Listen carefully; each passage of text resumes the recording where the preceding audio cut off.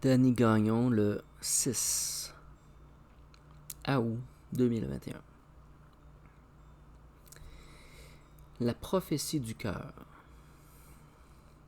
Ça fait un bon moment que je retourne ça de tout bord, de tout côté. Et c'est quelque chose qui est assez dur à expliquer.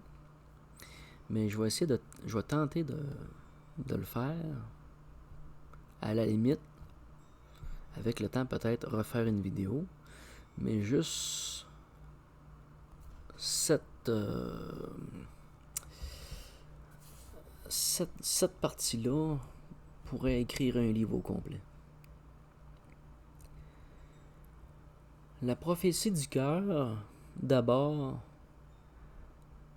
est une observation globale de l'ensemble, de tout ce que ça peut comprendre. Et c'est les meilleurs termes que j'ai pu trouver pour exprimer vraiment de la façon la plus proche ce que peut représenter la prophétie en elle-même.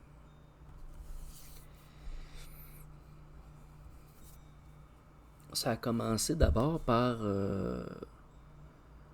des questionnements, des interrogations qui me sont venus,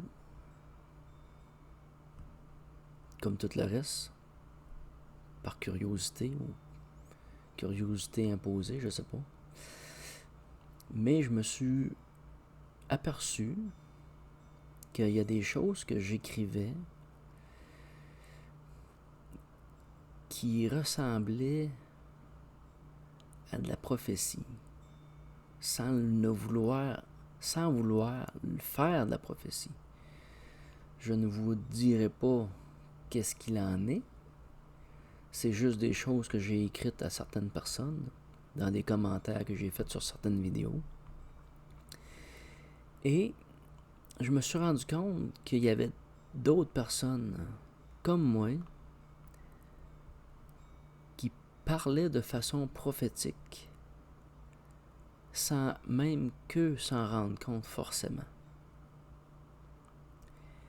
Je me suis retrouvé devant une situation confuse parce que la prophétie, j'ai jamais vraiment réfléchi à ce que c'était d'abord. Et je me suis trouvé à être confronté à me focusser sur la prophétie et à ce qui m'était demandé. Qu'est-ce qui m'est demandé? Pourquoi j'ai à me pencher ou à me poser les questions ou à rentrer dans cette conscience-là de la prophétie? Et j'arrivais pas à saisir la nature même de la prophétie, hormis l'invisibilité du lieu lui-même ou de l'espace. Au début, je pensais qu'on avait un corps de prophétie, ce qui n'est pas forcément faux. Et j'ai trouvé une facette qui était plus intéressante, qui était l'espace de prophétie, mais ça déterminait pas assez bien ce que c'était, et j'ai trouvé que la façon de parler de la prophétie, c'est de parler de la voie de la prophétie, qui est un chemin. Un chemin, mais il est un chemin qui traverse les dimensions, le temps. Donc, l'espace et le temps. Il transcende ces deux facteurs et je me suis rendu compte que la prophétie n'était pas quelque chose de réfléchi, qui n'était pas quelque chose de logique. C'est pas quelque chose de mental. C'est spontané, c'est léger et on est en état de certitude. D'une certitude inébranlable parce qu'elle est indépendante du prophète lui-même. La prophétie, à partir du moment qu'elle est construite ou qu'elle est émanée, n'appartient plus au prophète, mais au futur. Là est la prophétie. C'est un message pour la génération à venir, qui est à la fois actuelle, présente, en nos enfants et aux enfants à venir. J'ai observé, donc, que la prophétie est un message de sentiment, donc un langage du cœur. À partir de ce moment-là, j'ai vu la prophétie du cœur, la prophétie de l'innocence, et j'ai observé l'enfance. Parce que l'enfant n'a pas de mental, n'a pas de croyance, n'a pas de structure établie qui va bloquer l'information. L'enfant est le meilleur des prophètes. Ou le cœur d'enfant. Il y a des adultes qui vont porter un cœur d'enfant et qui vont être capables d'être en prophétie. D'avoir des réactions spontanées, instinctives, ils vont dire des choses sans même réfléchir. Et certaines personnes vont aller voir juste que l'avenir ou les choses qui se passent autour d'eux autres et avec une certitude inébranlable. Il y en a qui sont capables de le faire aussi, de pratiquement établir un temps, des dates, fixer un temps à la prophétie elle-même, ce qui est très au plus haut sommet de la prophétie elle-même, c'est d'établir un temps. Et ça reste dans le même ordre, ça reste une intuition et un sentiment qui passe par la voie du cœur. Et plus on est innocent dans ça, et plus la vision sera claire, qu'on a un détachement de toute croyance et du mental, parce que le seuil de la prophétie est invisible. On ne rentre pas en prophétie de façon consciente. J'entends des personnes parler, j'écoute des vidéos et je vois des gens parler et faire des prophéties ou des sections, des parties de leur message sont des prophéties. Et ils ne s'en rendent pas compte. Parce qu'ils ont franchi le seuil temporel. Ils ne sont pas capables d'être en position d'établir un temps. Certaines personnes vont voir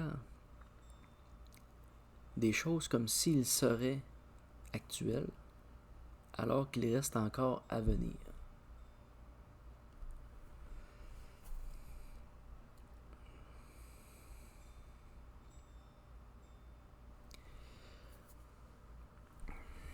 Alors, comment je pourrais dire ça? Les personnes vont parler de temps à venir, puis ils ne sont pas capables de se placer dans le temps. Ils ne sont pas capables de se situer parce qu'ils se pensent dans le corps là, en train de faire une vidéo, en train de faire quelque chose ailleurs, alors que leur esprit est ailleurs. Leur conscience est déjà traversée le passage temporel. Donc, le seuil de la prophétie est un seuil invisible à toute conscientisation et à tout mental. Le mental ne traverse pas le seuil. La logique ne traverse pas le seuil. Et tout ce qu'on peut considérer comme de concret ne traverse pas le seuil. Alors,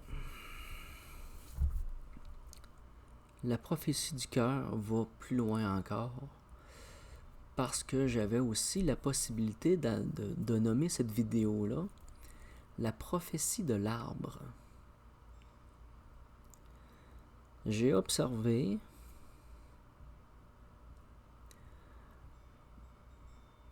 premièrement, je pourrais plutôt parler de la nourriture subtile ou plutôt de la cuisine subtile. Parce que pour en venir aux fruits de l'arbre, on peut aussi parler de ce qu'est le fruit et de la façon que c'est emporté. Parce que le fruit en lui-même est la prophétie de l'arbre. Il n'est pas n'importe quel fruit. C'est un fruit spécifique, autant que la conscience ou le fruit de cette conscience-là, de cette conscientisation-là, est un fruit spécifique. La prophétie est un fruit à part des autres. C'est comme le joyau du jardin d'Éden. C'est une espèce de diamant au-dessus de la pyramide.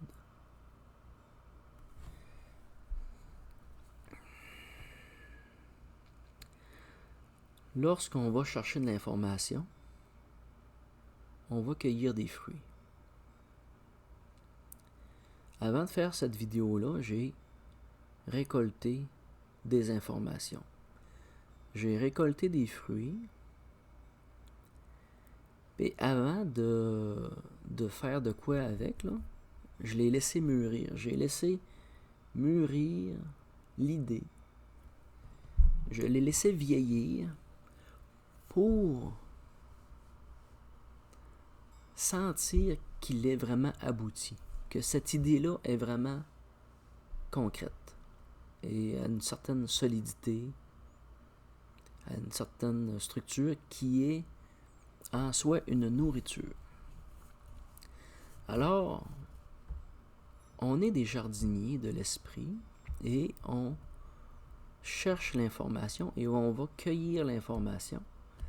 Et c'est important de savoir à quel moment que l'on recueille l'information. À quel moment qu'elle est prête, cette information-là, avant d'être redonnée. Ce que l'on va appeler une communion. Alors, nous sommes au jardin et nous collectons des informations.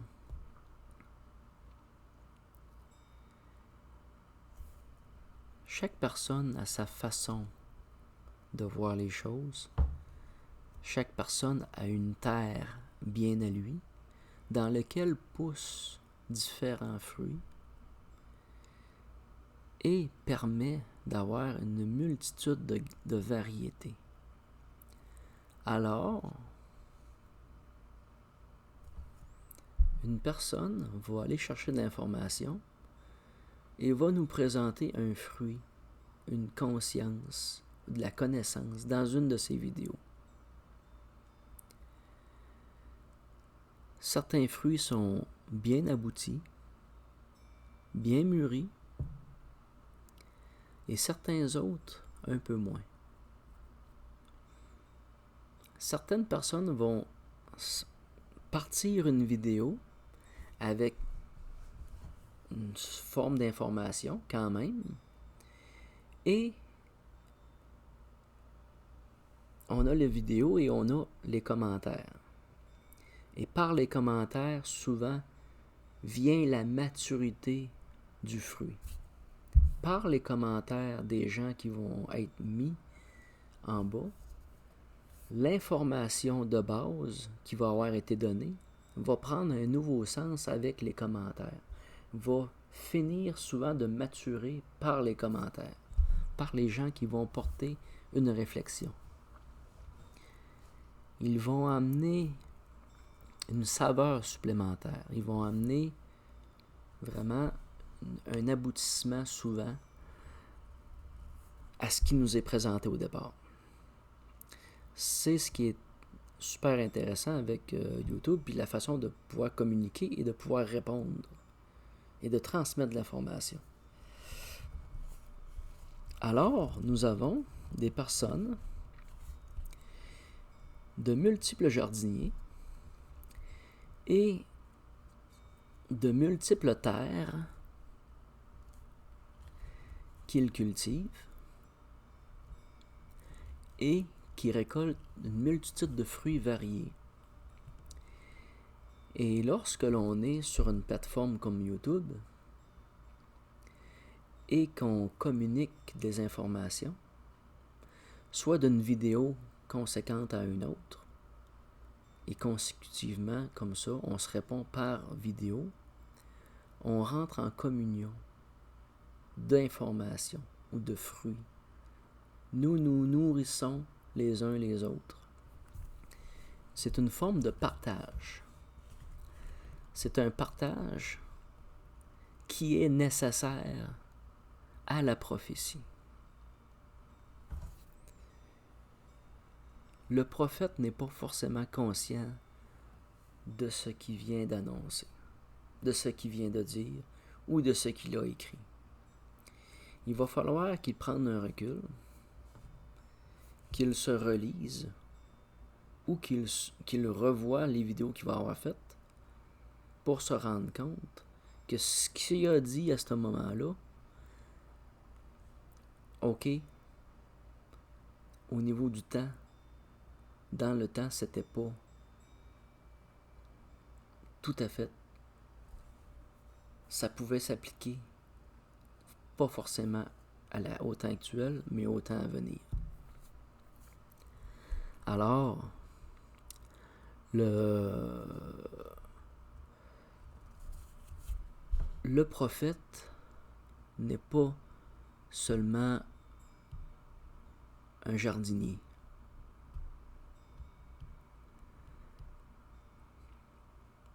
Où la prophétie ne décolle pas forcément seulement du jardinier, mais du consommateur, celui qui consomme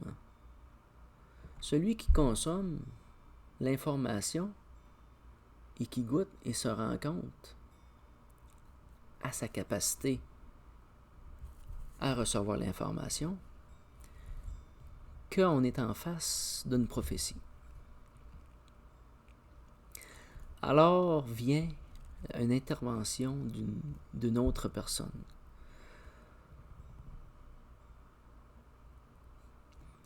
Lorsque l'on peut être en face d'une personne qui a...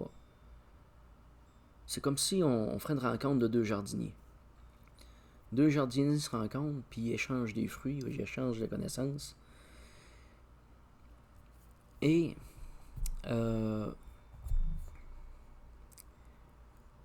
par leur connaissance commune, vont établir quelque chose de beaucoup plus structuré, beaucoup plus fini que s'ils auraient été séparés. Ils deviennent comme des cuisiniers. Ils font de la cuisine subtile. J'en fais un peu avec mon ami Carole à l'occasion. Donc, nous faisons une communion. nous communions de l'information et par notre communion,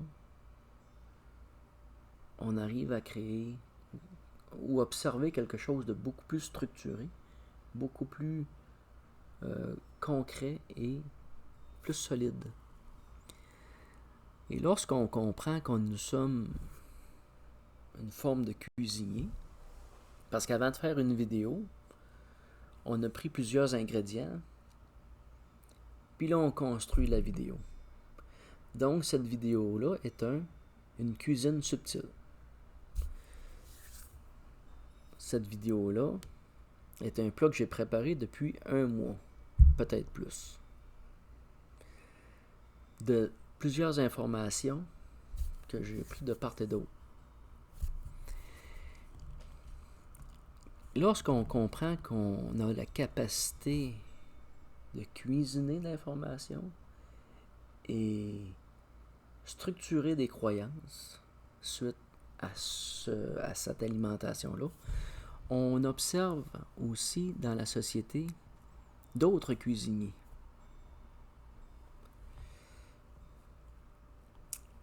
Et on observe des cuisiniers qui vont instruire, qui vont nourrir les gens. Mais tu observes aussi des gens qui vont empoisonner avec des mensonges, qui vont empoisonner avec des idées décalées, décousues, qui fait que le contenu est pratiquement vide. Ils vont avoir parlé pendant 1 heure de temps, puis ils n'auront rien dit. La cuisine subtile s'opère dans les 2 sens.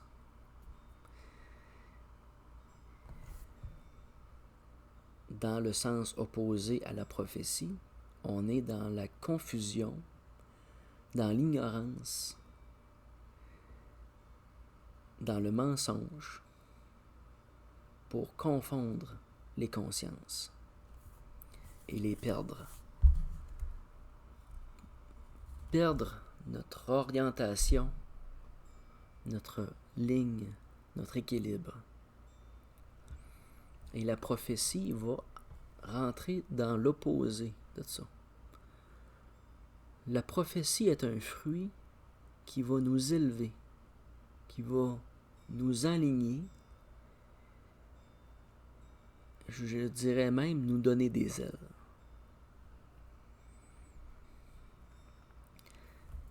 Je vous donne un exemple de personnes qui ont fait de la cuisine subtile.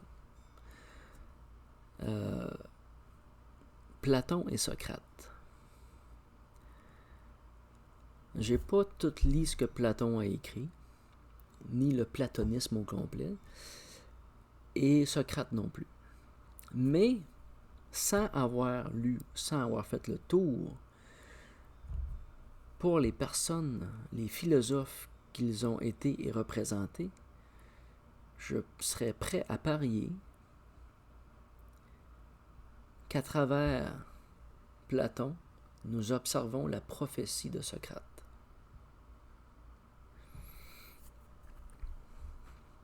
Sans même que Platon s'en soit peut-être rendu compte. Nous lisons un message à travers Platon que Socrate n'avait peut-être pas conscience lui-même. Et le message de Platon peut être prophétique dans le sens qu'il va porter un message qu'il ne conscientisait pas lui-même.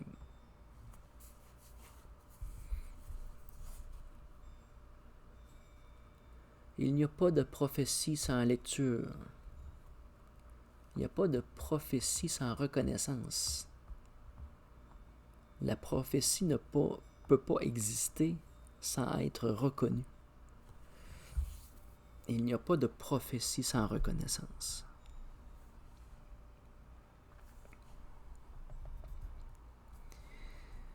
La prophétie est à la fois une réponse et un langage.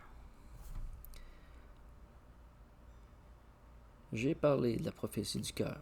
J'ai parlé la cuisine subtile, des fruits. Là, je vais vous emmener avec l'arbre, la prophétie de l'arbre.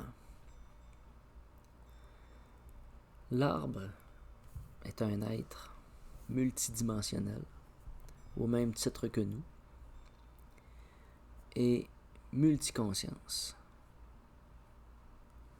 Beaucoup plus qu'on pourrait le penser. Mais son mouvement final, comme le nôtre, est dans l'action matière. De sa conscience spirituelle, sa résultante va toujours être matière observable. Nous observons l'arbre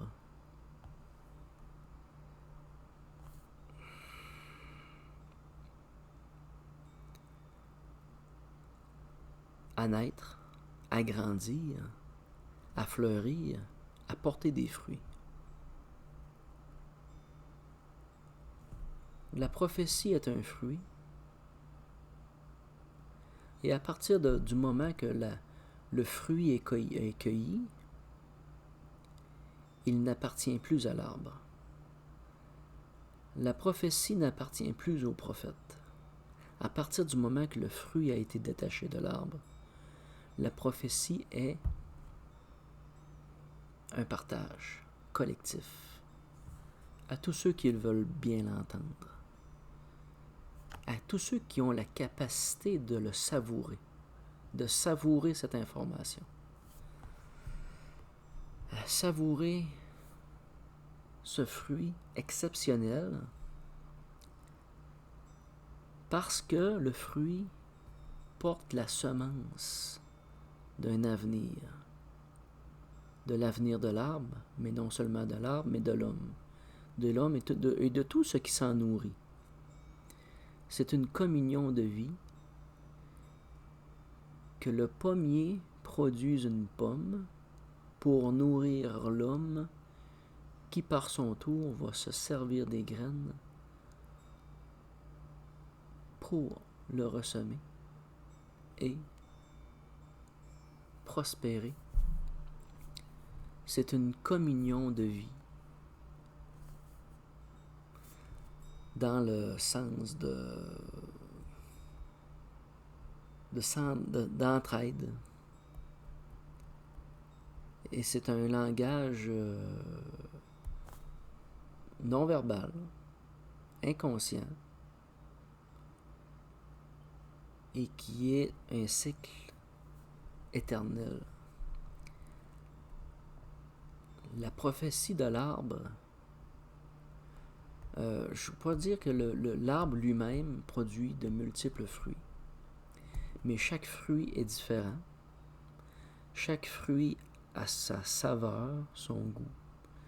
Oui, un pommier va donner un type de pomme qui se ressemble beaucoup, mais d'une pomme à l'autre, on va avoir une forme différente, on va avoir un goût légèrement différent, très léger.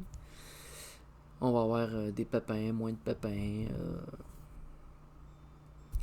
Et ce pépin est porteur de prophétie. Il est l'âme du temps, l'âme d'au-delà du présent. L'arbre, dans la graine, il y a le jeune plant, l'arbre mature, la fleur et le fruit. Dans la seule graine qui est là devant nous, tout est présent. Son passé comme son présent et comme son avenir. Et sa prophétie. La capacité d'aller au-delà de tous les possibles. Par le fruit de l'arbre sera ou naîtra une graine qui sera en mesure de prospérer dans l'environnement nouveau. Comme un message qui est inadapté au temps présent et devient un fruit pour demain.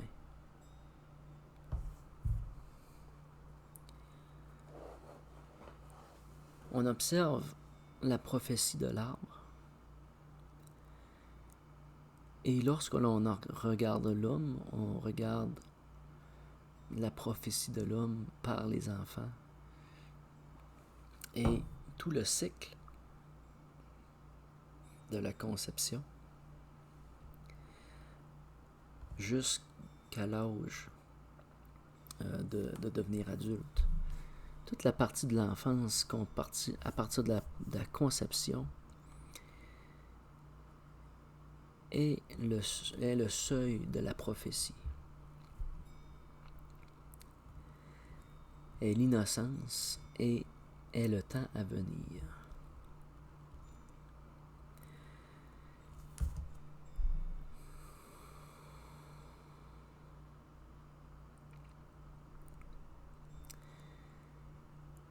Ça va plus loin que ça. Ça va plus loin que ça parce que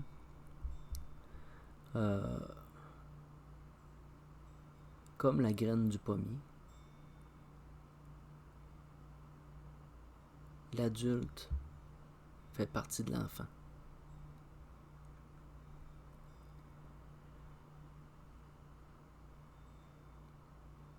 Et le doyen aussi fait partie de l'enfant. Tout est là. Et l'avenir est là. Tout est là, présent. J'aurais pu aussi appeler cette vidéo la prophétie de l'eau, la prophétie de la pierre. Parce que l'eau, comme hier,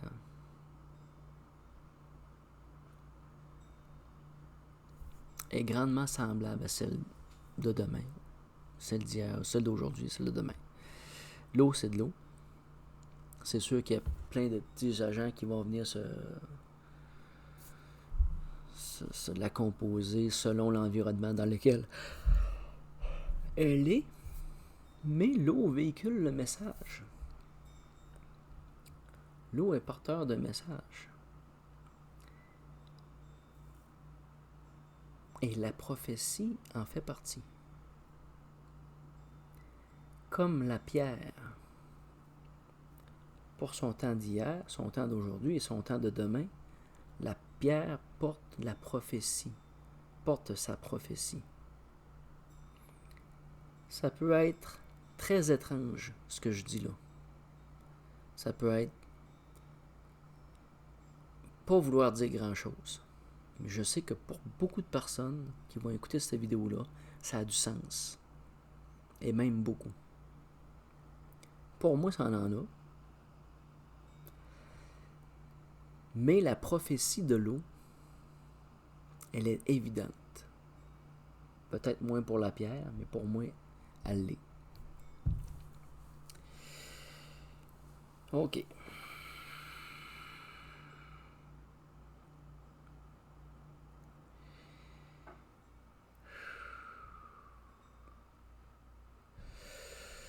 Je suis en train de revérifier mes notes, puis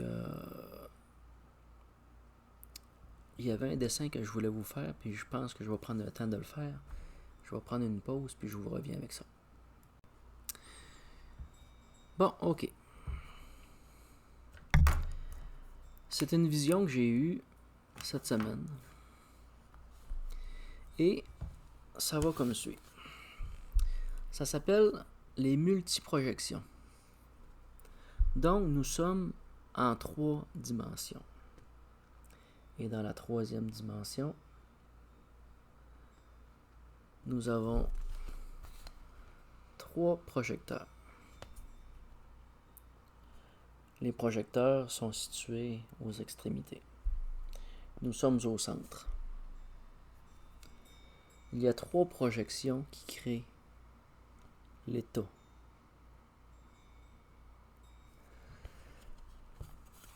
Et nous sommes le lien qui unit l'état. C'est comme si nous serions un projecteur nous autres-mêmes, ou le dernier projecteur. Nous complétons la projection. Alors nous avons la troisième dimension et les trois projections. Et maintenant, nous allons rentrer avec la quatrième dimension, mais il y a une quatrième projection. Ce que je veux dire par là, c'est que nous avons notre corps en 3D que je place. Là, je vais faire un bonhomme à lunettes, là.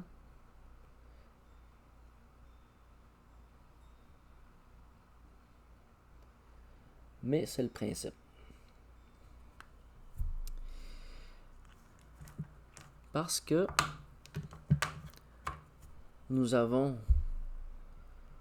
des multiples projections en 3D, mais nous avons la conscience qui vient avec. C'est elle qui complète le dessin. Et nous avons la 4D avec les 4 projections, une quatrième projection. On va essayer de faire un cube à la volée. il est pas super. Mais nous avons une quatrième projection qui fait que nous avons aussi la conscience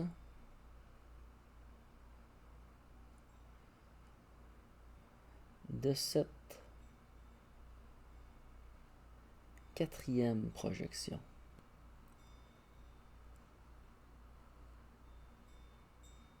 Sinon, on n'en aurait pas conscience. Le milieu dans lequel on est existe parce qu'on est conscient de celle-ci.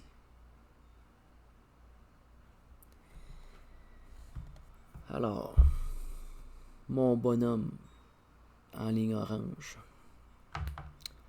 pour la première projection, la deuxième, et nous allons maintenant en 5D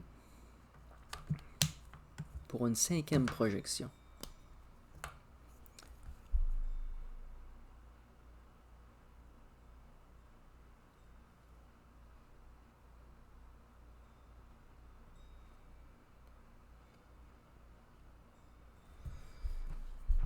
Mais cette projection-là ne peut être possible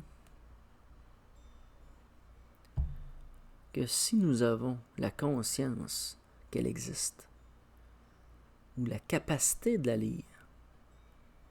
On ne peut pas établir une dimension supplémentaire si nous ne la concevons pas, nous ne la conscientisons pas. C'est vraiment quelque chose qu'on ne peut pas passer à côté.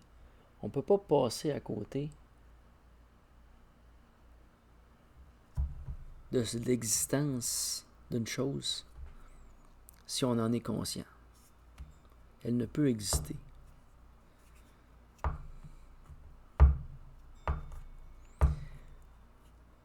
Donc,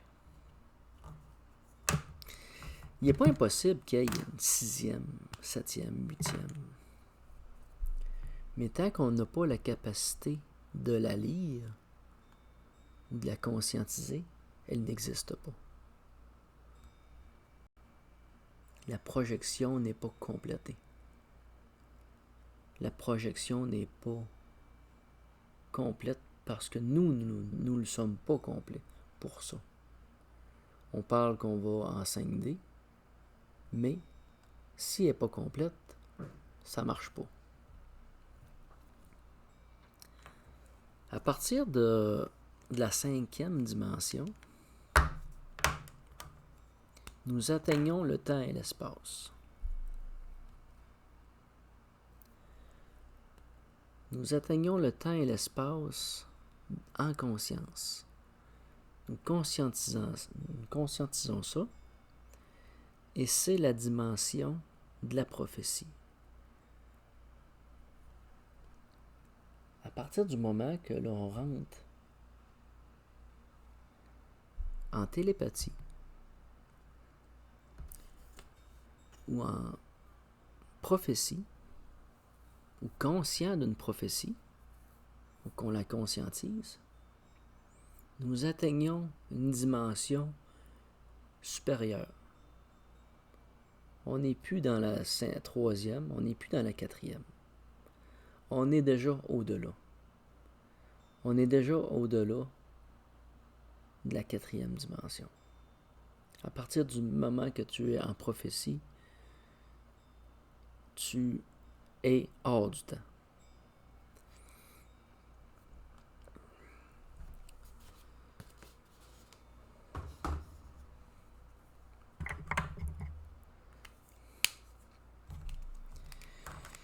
OK.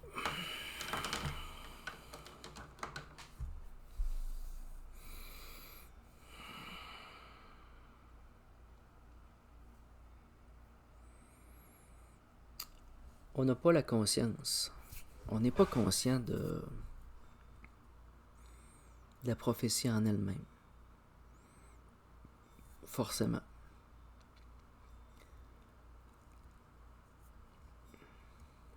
Les gens sont... Comment je peux dire ça?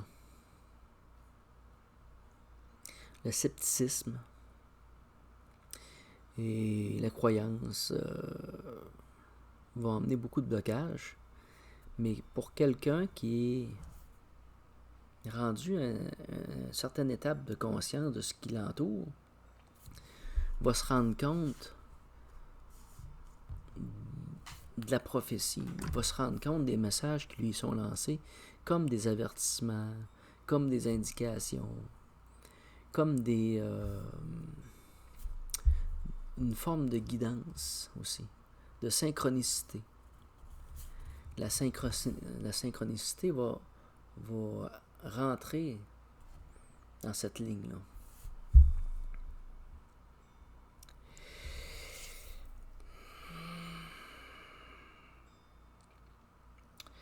Je vais faire une vérification de mes notes, puis je vais vous en revenir là-dessus. OK.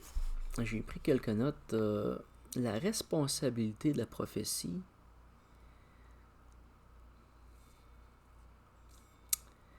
c'est être certain du sentiment. On a une certitude. La responsabilité s'arrête. Comment je peux dire ça? C'est tellement quelque chose de concret que le fruit n'appartient plus à l'arbre. À partir du moment qu'il est lancé, il n'appartient plus à personne. Le fruit n'appartient plus au prophète comme le fruit à l'arbre. La prophétie nourrit comme le fruit et comme le fruit du cœur. C'est vraiment le cœur. C'est du cœur qu'émane la prophétie. Et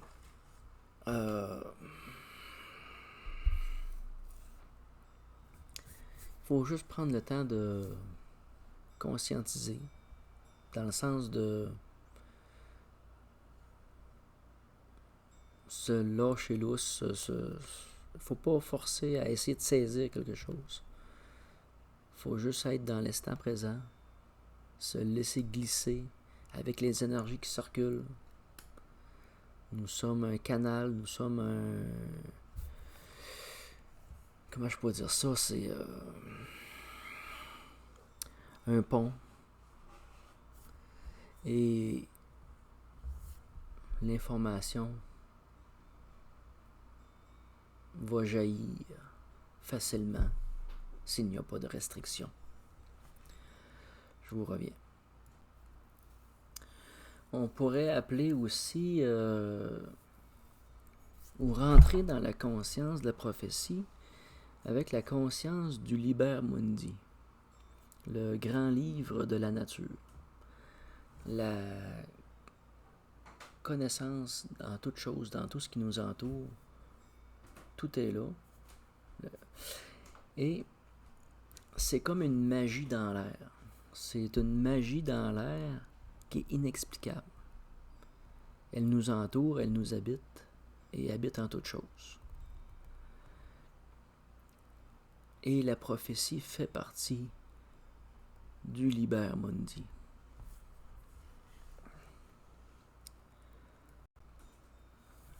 Il y a une autre chose que je voulais vous parler aussi, c'est quelque chose que j'ai vécu quand j'étais plus jeune et qui a été extrêmement singulier dans ma vie. J'ai un ami que j'ai connu vers l'âge de 17-18 ans. Et nous nous sommes rencontrés, on a décidé de sortir plus ensemble, en dehors du travail, dont aller à la chasse. Et il vient chez nous, on va à la chasse au lièvre ou à perdrix, fait qu'on amène une carabine, puis là on dit on va se pratiquer à tirer, pour... Et mon ami, on est dehors, en arrière de la grange, et mon ami, il dit on va essayer de tirer sa corneille, là. Puis il me fait le pari du premier qui la touche. C'est un jeu mortel, là. Donc, il prend la 22. C'est pas son arme. Il n'a jamais tiré avec. La corneille est à peu près à 100, 125, 150 pieds. C'est un jeune de l'année. C'est la couvée de l'année. Et c'est une corneille qui est l'enfant des corbeaux. C'est un corbeau, un jeune corbeau. Les corbeaux qui passent l'hiver au Québec. Ils émigrent pas. Ils passent l'année au Québec. C'est un esprit de la nature. C'est un esprit des lieux.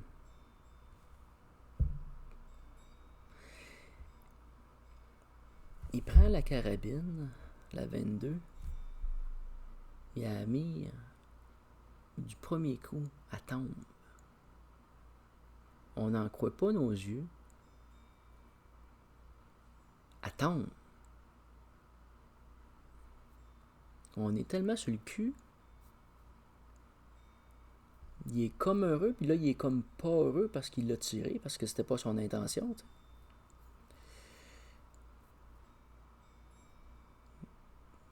Tu sais, il a tiré dessus. C'était une chance qu'il l'ait, mais en tout cas, il l'a eu. Puis là, la corneille, les parents, la mère a passé à très basse altitude et est venue virer pas loin de notre tête, t'sais.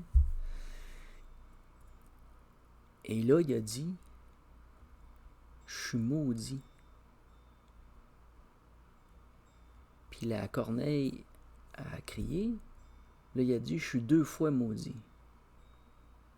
Là, j'ai dit « Pourquoi tu dis ça, là? Dis pas ça, une affaire de même, là. » Il dit « Oui, c'est la corneille qui me l'a dit. La corneille m'a 2 fois maudit. » La corneille y a parlé. Il y a eu la chienne en Simonac. Mettons que l'activité de chasse s'est arrêtée là. Moi, curieux, je suis allé voir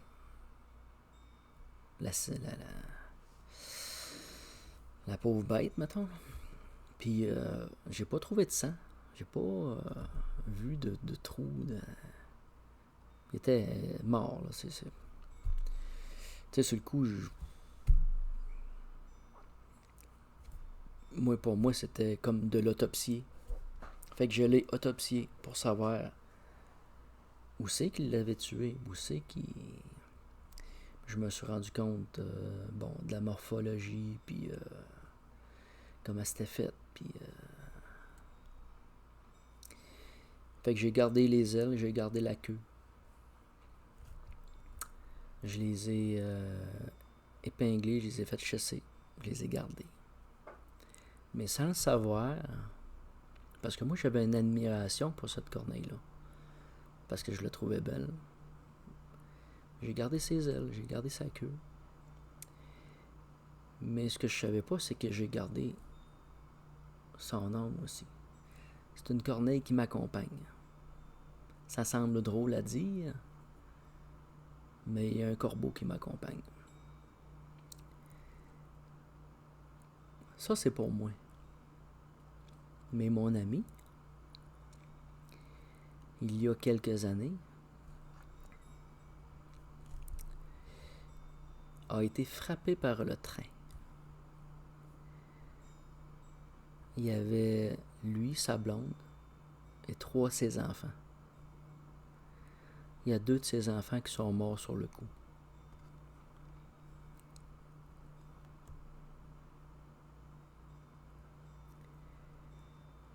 Le 3e s'en est sorti avec lui et sa femme. Avec les blessures, toutes les blessures que ça comprend. C'est pas une belle histoire, mais ça a été un événement singulier parce qu'à sa façon, c'était une prophétie. C'était extrêmement singulier comme projection d'avenir, une malédiction. Une malédiction. C'est...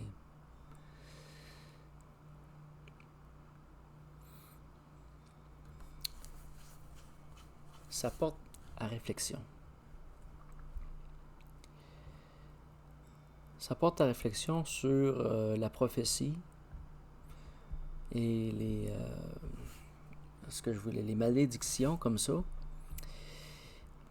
et sur le corbeau lui-même. Parce que le corbeau a la capacité de recevoir des âmes. C'est c'est comme un cheval. Il y a des chevaux qui ont une âme, comme des corneilles qui ont une âme. Il y a certains animaux qui ont une âme, qui sont vraiment là, comme le castor. C'est des êtres, des gardiens. C'est des gardiens de la nature. Ils ont une singularité dans la communication avec, dans la conscience du Liber Mundi, de la nature en totalité. Ok.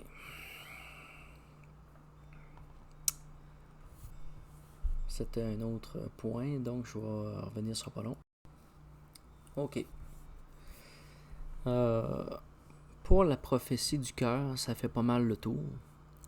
Maintenant, je vais aller faire la vidéo sur l'avant-garde subtile parce que c'est une continuité de ce qu'on vient de parler là. C'est quelque chose qui est intemporel et qui est créable, qui se crée en action présente. Merci.